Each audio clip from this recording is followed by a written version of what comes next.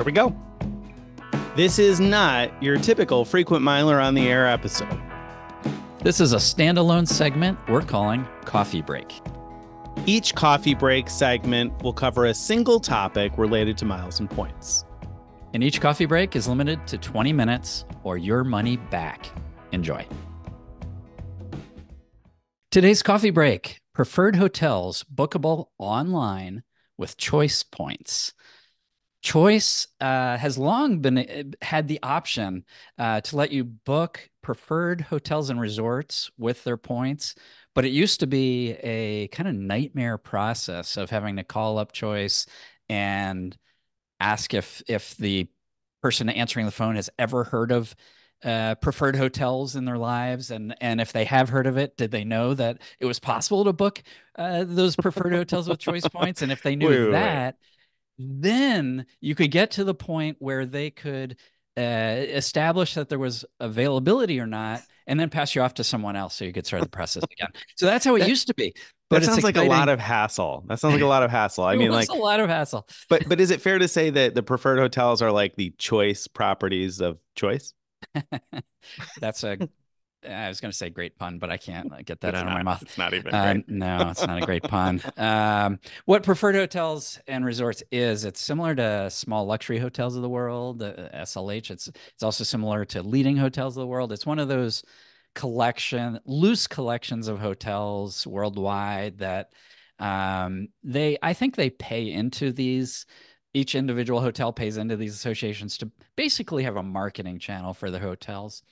And in this case, Choice has long had a partnership with preferred hotels, where not all preferred hotels, but a selection of them, and right now it's over 300, are bookable with Choice points. And the exciting thing is now you could book it online, and so you don't have any of that booking aggravation that you used to have. That's huge. That's huge. Being able to like click a couple of buttons and book a really awesome property. I mean, that's part of the fun of the game. Yeah. Calling Choice and like hunting around for the agent that knows what they're doing is not part of the fun, right? Right. It was kind of fun writing about it afterwards, but doing that was not even close to fun. So let's talk about what this is all about. So as we said, you could book online. Point prices mostly range from 25,000 points per night to 55,000. And I say mostly because there's one weird exception. A hotel in Oslo called The Thief is 20,000 points. So wait, The Thief steals fewer points. Yeah, The Thief has it backwards. Okay. So it's my Robin Hood hotel right there. The Thief is one of a handful of hotels that used to be Nordic Choice hotels that are available in two ways through Choice points. One is through preferred hotels, like we're talking about today, and the other is directly through Choice's regular website. And in this case, with The Thief, they've made it the point price the same in both places, but usually the point price isn't the same. It depends on which route you go through. So that's kind of interesting. And that sort of just points out that as we're talking about this now, when we're recording this, things might be totally in flux. We just learned about this ability to book online over the weekend before recording this, and we haven't seen any announcements from Choice or from preferred hotels about this. So it kind of makes me feel like they're not really done. Like they rolled it out. Somebody flipped the switch and they were like, all right, let's toss this in test mode and nobody will find out. And then Greg, the frequent miler, found out, and it was just like, oh man, well, somebody's Monday morning was... That's right. That's right. Thanks to a reader who wrote in. But yeah, so we'll see whether things change, but we'll talk about things as they are as we're recording it for the most part. So, okay, before we dive into more details about this, let's talk about Choice points. Like, probably a lot of listeners don't have any. So what are some good ways to get them if you don't already have them? Yeah, so thankfully, see what I did there? City thank you points travel or transfer to Choice privileges. If you have the City Premier card, you can transfer those to Choice privileges 1 to 2, and so you'll end up with 2 Choice privileges points for every 1 City thank you point, which makes these a pretty good deal because, as Greg said before, these preferred hotels properties generally range from 25,000 to 55,000 points per night. So essentially, have that to get your, thank you points total that you'll need in order to book those. So 12.5 to 27.5 for properties that are in general pretty high end, nice places. So it's a slamming deal really with City Points. Also, Wells Fargo, their autograph points now also transfer to choice privileges 1 to 2. So if you got an old Wells Fargo autograph card or you signed up for the brand new Wells Fargo autograph journey card that just came out this week, those points again transfer 1 to 2 to choice. And it's worth noting that both City cards and Wells Fargo cards have some bonus categories where you could be earning more than 1 point per dollar spent and then essentially doubling that when you transfer to choice privileges. So it's actually relatively easy to end up with a lot of choice privileges points. It is. I love that there's those two great opportunities. Uh, and then you can also buy points cheaply when they're on sale. Like as we're recording this, there's currently a sale where you can buy them for 0.69 cents per point. So, about two-thirds of a penny per point to buy choice points. Also, each year in like the spring, there's a thing called daily getaways where often choice points are on sale for about half a cent each. Right. And so if you're able to get points cheaply, like even in that public sale right now, I mean, the daily getaways sometimes can be difficult to get. You have to kind of be on top of things and ready to buy Right. them right away. But that with that public sale that anybody can get right now at 25,000 to 55,000 points per night, you're talking about 172.50 to buy the points per night for a 25K property or 379.50 essentially to buy the points for a property that costs 55,000 points per night. Now, $380 a night is not a cheap hotel, but for some properties anyway, you'd be getting a much better deal by buying points than you would be by paying the cash rates anyway. So, it's not always going to be a slam dunk, but generally speaking, that's better than transferring 1 to 1 from Amex membership rewards points because Choice Privileges is also a transfer partner of Amex. And I think Capital One also maybe at 1 to 1. If I remember correctly. So I maybe not. think Don't so. quote me on that. I think so, but I could be wrong. I didn't look that up before this because I don't pay attention to it because it's 1 to 1 and you can buy the points sometimes for less than 7 tenths of a cent per point. So I wouldn't transfer my membership rewards points or my Capital One points to Choice. The other thing to know is if you're listening to this after the sale is over and they're not available for that cheaply anymore, keep in mind that I think still, do you know, can you confirm here, does the cash and points trick still work with Choice and Privileges or Choice I Privileges? I wouldn't bet on it. That Okay. that that trick comes and goes, but at times it's possible to book a hotel, choice hotel if you have some points, book it with a combination of points and cash, and then cancel the reservation. And basically, what's happened is you've used the cash component to buy the extra points that were needed. That's what sort of happened behind the scenes. So you end up with more points than you started with when you do that. And so it's a way of cheaply buying points when it's available. Right, right. Yeah. So if it were available, if you found a place where it was available and it was available, you could transfer 6,000 points to Choice if you needed to from Amex or potentially Capital One if I'm right, and then use that cash and points booking or trick to in order to book a cash and points type of a property and essentially buy points for less than a penny per point. We have a post about that, so we'll try and put that in the show notes for this show.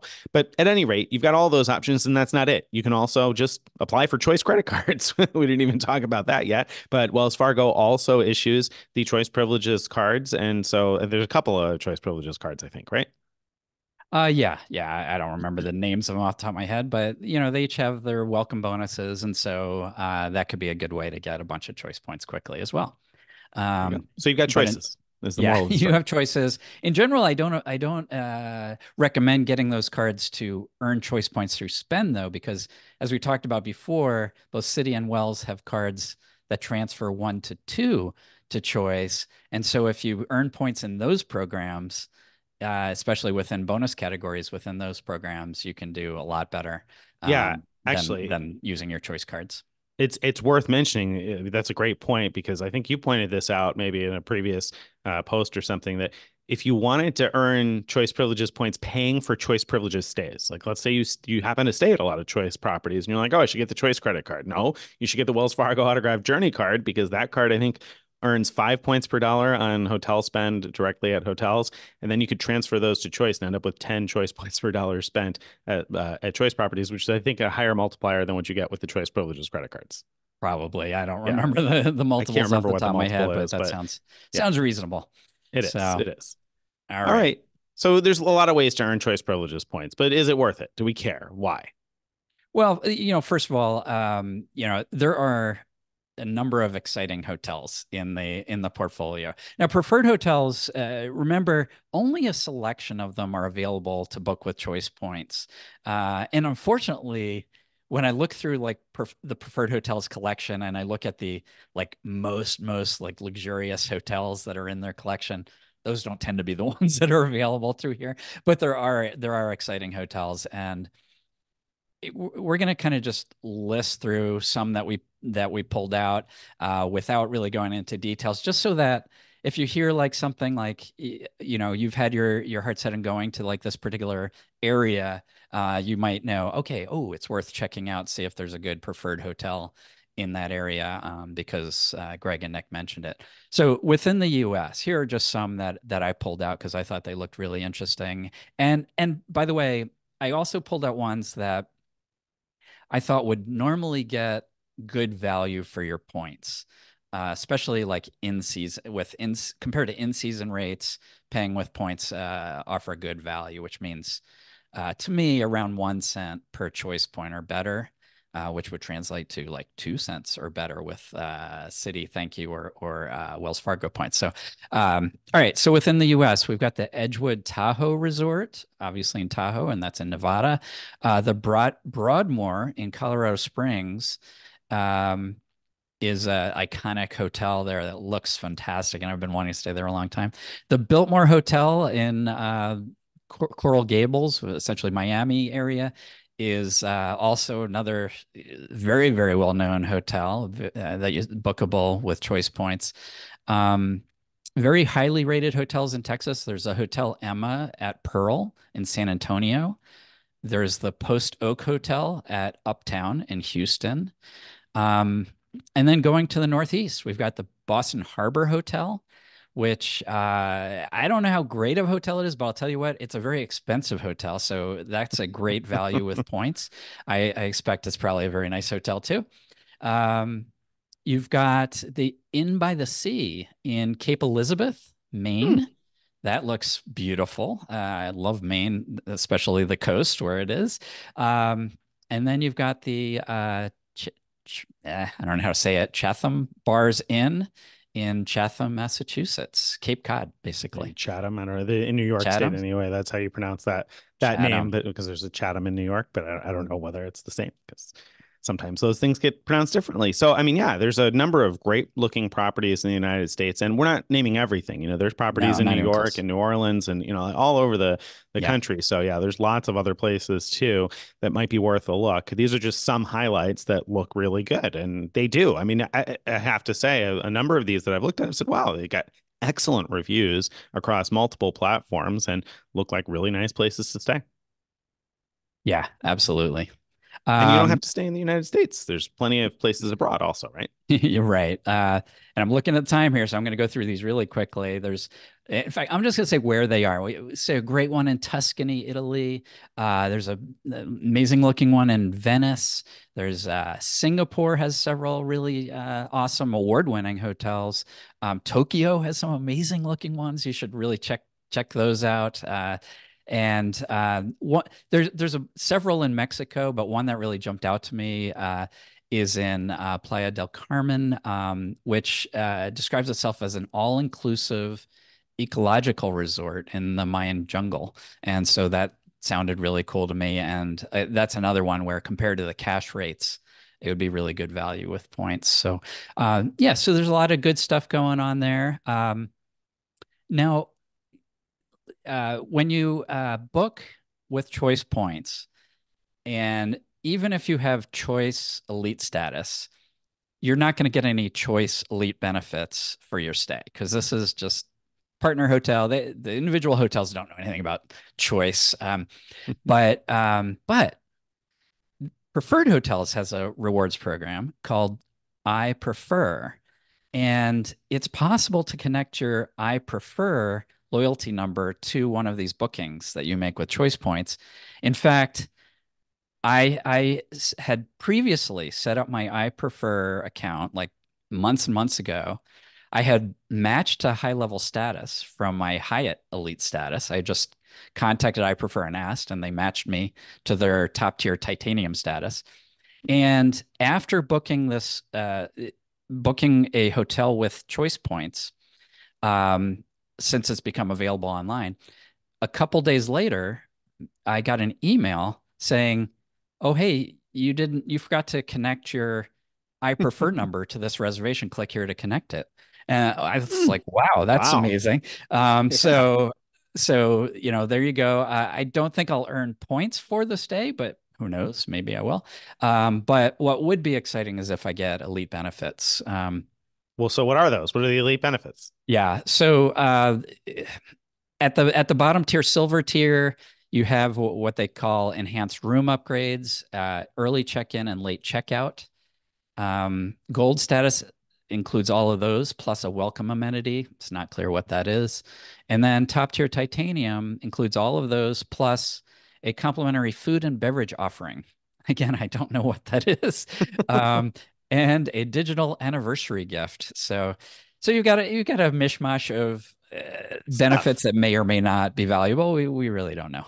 Yeah, I mean, both a welcome amenity and a complimentary food and beverage offering seems like it could be a good welcome amenity, a nice little start to a stay. So yeah, I mean, who knows? But it's probably worth, tossing your hat in the ring for that if you've got a nice preferred hotels booking coming up to get that set up so that you can connect the two. Now, if you didn't get the email though, like if you've set up your iPreferred account after you listened to this episode and after you already had a booking, is there a way to get that connected? Yeah, you can. There's an option on the iPrefer website to connect an existing reservation. You have to wait something like 48 hours after you make the reservation before it lets you do that. And I bet that you could also just call the hotel and ask them to attach your iPrefer number. I would think that would work as well. Very good. All right. So, should we run down the pros and cons of booking preferred hotels properties with choice privileges points? Sure. So first of all, it's now that you can book online, easy to access many great hotels with points.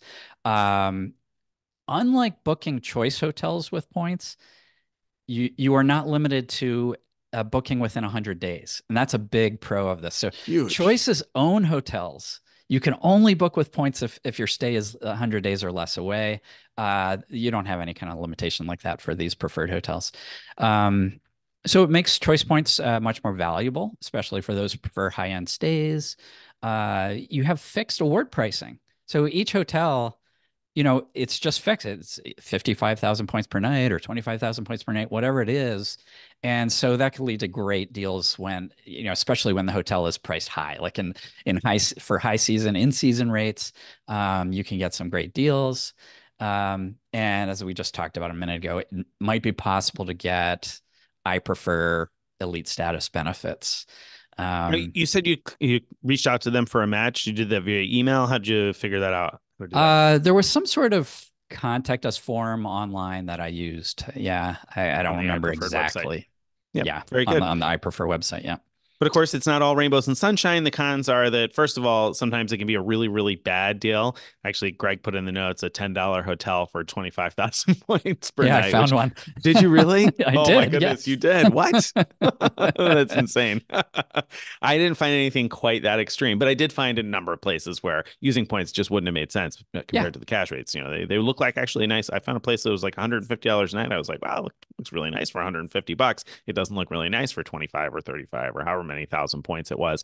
exactly. So you'll want to check that out. You don't get the choice of room type. Like with choice privileges, in many cases, you can book almost any kind of room using the same number of points. But with these, you just get whatever it is, right? I mean, you just Usually, this morning I found one hotel, like I did a sort of dummy booking through it in Billings, Montana, and it gave me a choice of like three different room types. And hmm, so that's new. None of the other ones interesting. I'd looked at gave a choice when I was playing around. So sometimes you do, but usually you don't have a Limited choice of room choice, type. limited Yeah. choice from choice.